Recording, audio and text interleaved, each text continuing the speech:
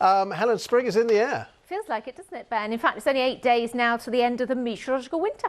And so you can see the colours of spring, as Ben hinted at, out and about. And it certainly feels like spring out there. But midweek, it gets a little bit chillier once again, and nighttime frost return. Good afternoon. It has been a relatively quiet start to the new week. Quite cloudy, though. You can see in Surbiton just a little hint of blue sky. And I hear that the bad weather's going to come back.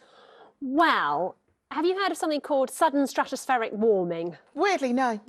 Well, it can lead to very cold weather, and we have had one of these events in the North Pole, but there's no guarantee, and the Met Office aren't committing. So if you're hearing about snow or anything like that, it's a maybe, but we're not going there yet. Either way, it is getting a bit colder this week. Let's take a look.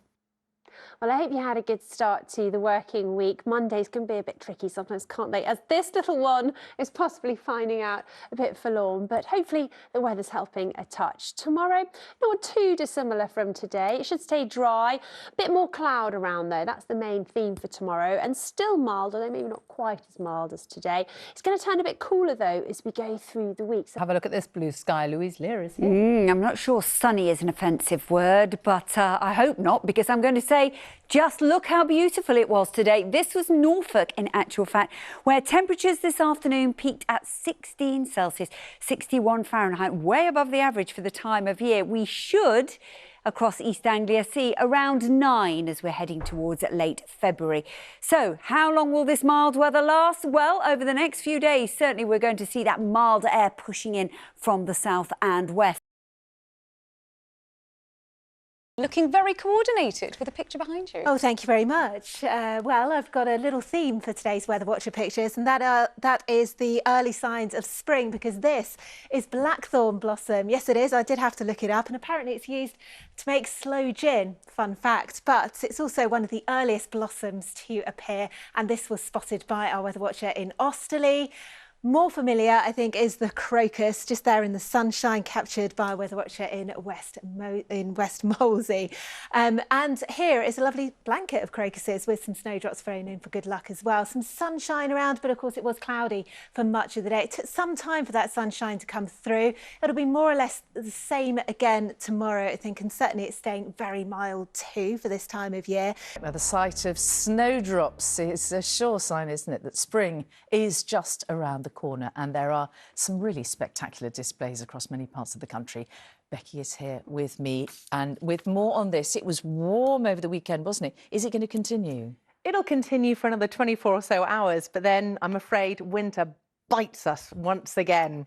Yes, well, it certainly does feel like spring had sprung across some areas this weekend. Temperatures hit nearly 16 degrees in Worcestershire. That's around 8 degrees above the February average. And we had 17 degrees recorded at Santon Downham in Suffolk today, almost warm enough to be without a coat. Nature's feeling positive that spring is springing too. A carpet of snowdrops was a welcome sight here, as you can see, at the beautiful National Trust property of Anglesey Abbey in Cambridgeshire.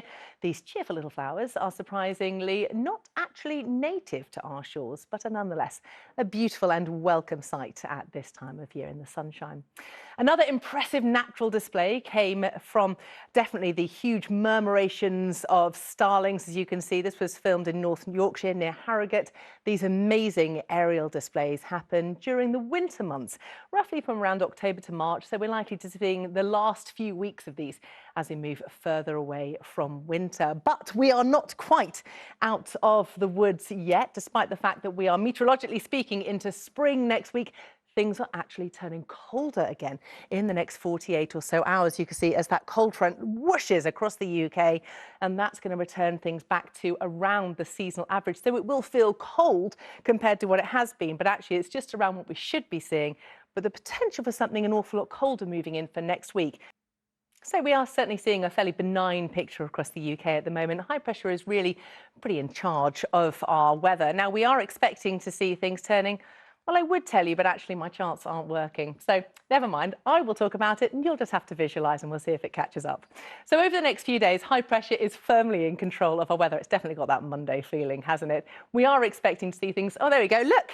Magic of television. Mild but a rather cloudy start. Rain mostly in the north, turning colder though as we move through the week with the risk of overnight frost. So there definitely has been a lot of talk about things really turning very cold next week.